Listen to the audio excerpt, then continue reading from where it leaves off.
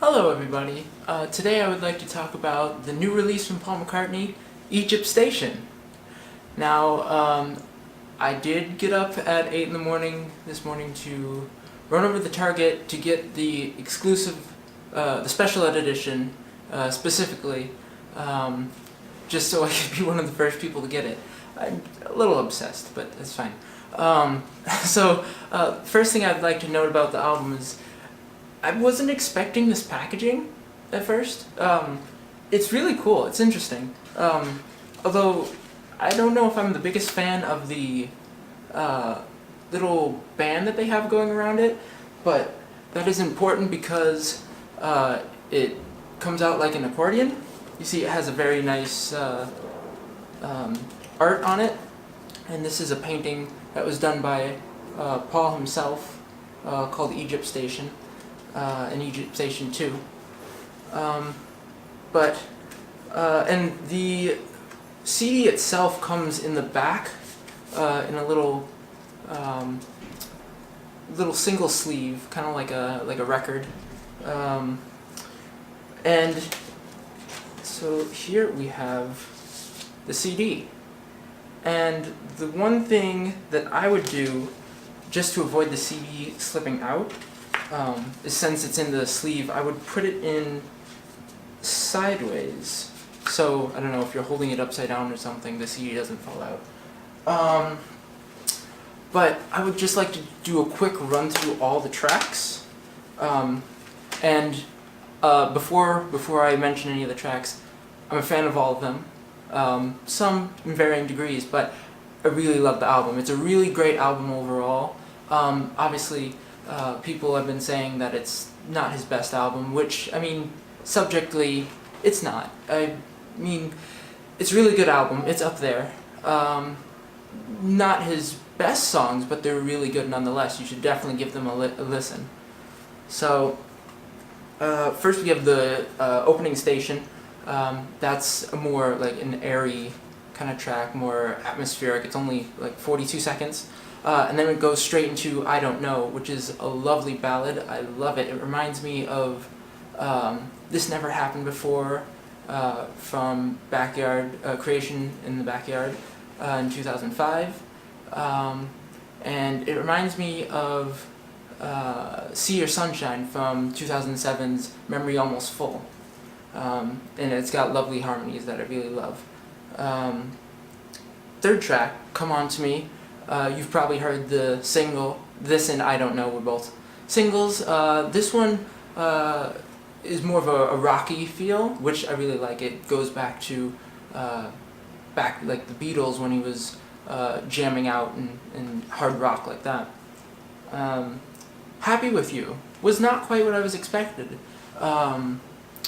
It's an acoustic track mostly, but it's got lovely melody, and it's just a very sentimental song overall. Who Cares? That's one of the harder rockers on the track. He does, it's more of like anti-bullying kind of thing, I think he mentioned in his video where he talks about in between the tracks.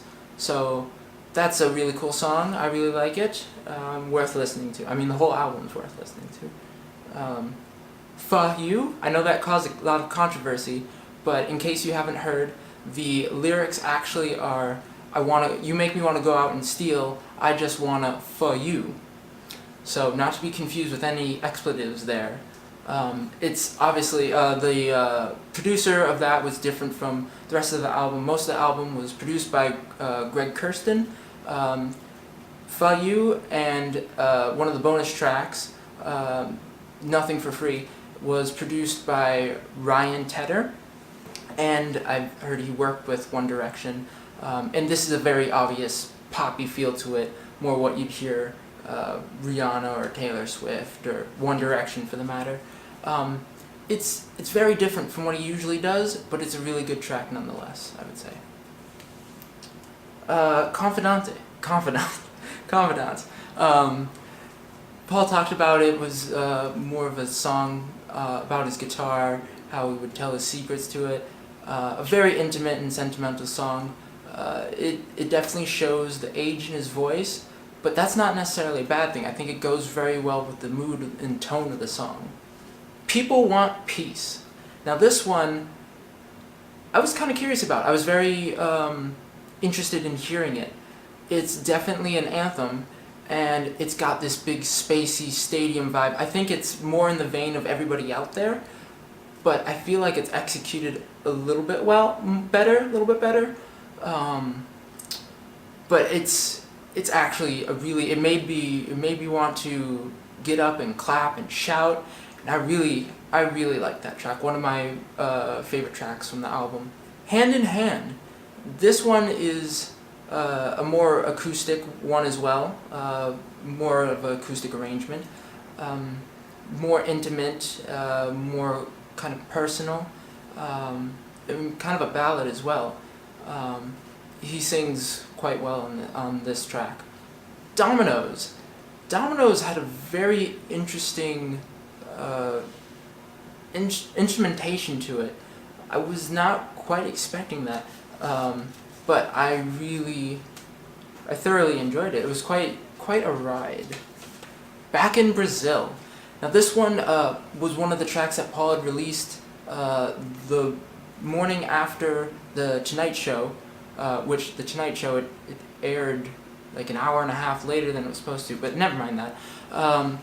Back in Brazil, I really love that one. It has a very Latin rhythm to it that goes with the theme very well. It reminds me. This is one of the tracks that reminds me a lot of 2005's Chaos and Creation in the Backyard, which that one had a lot of flutes and organic instruments, just like Back in Brazil does. And I think if this is just a song that it expands his boundaries of the type of rhythms that he uses, and I really thoroughly enjoyed that song. Do It Now. So a song inspired by a phrase that Paul's father used to tell him, do it now. The song is very inspirational, talking about do it now while the idea is fresh in your head, don't wait.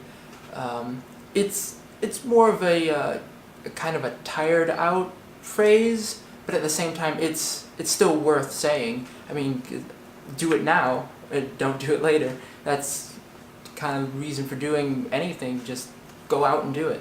Caesar Rock. So this one, I was expecting one thing, but then it became another. So the title's slightly misleading, just because the chorus itself goes, she's a rock. It's got a very kind of out there instrumentation at first. I thought it was an instrumental at first, until obviously there was the lyrics. But that one is interesting. Paul has some kind of rough vocals, not in the sense that his voice is going out, but the sense that it's like a rock kind of sense. So that one's a good one. Despite Repeated Warnings. Now that one's it's got political undertones. It talks about a captain that's charging forward despite repeated warnings of doom ahead, and I think there's someone in mind that people might think of when they hear that song.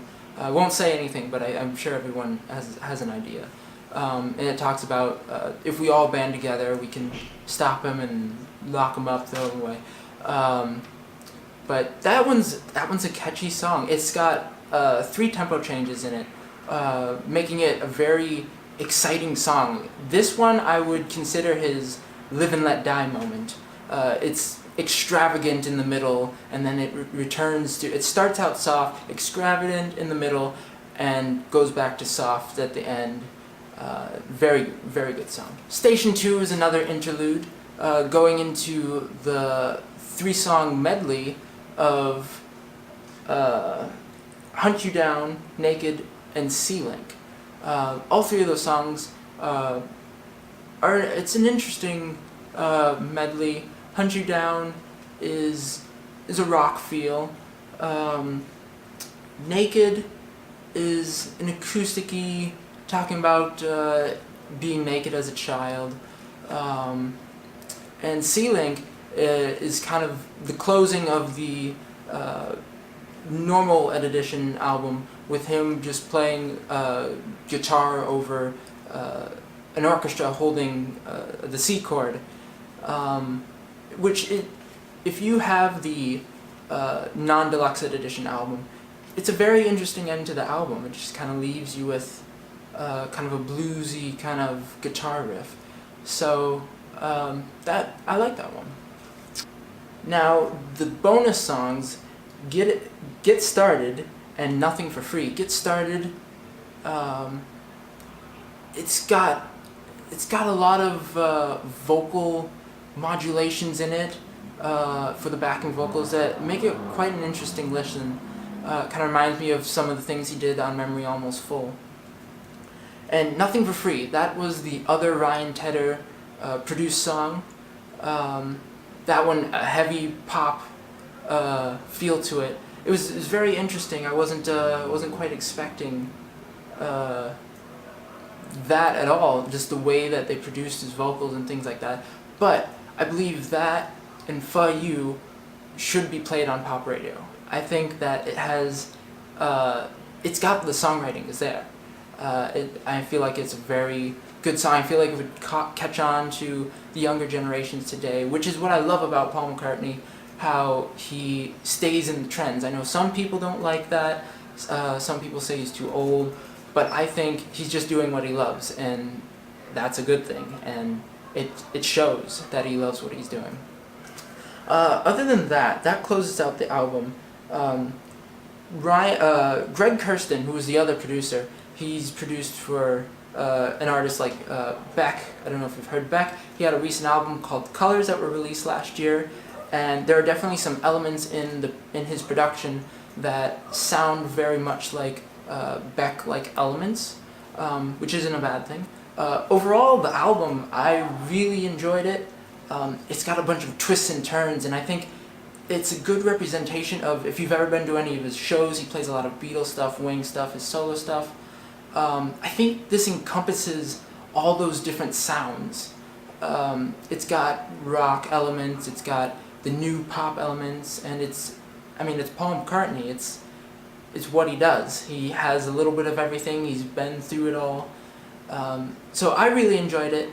I hope you really enjoy it. I hope you go out and get the album. Out right now, deluxe edition at Target with 2 extra songs. So I really like the album. I'd like to hear what you think. I'll see you next time.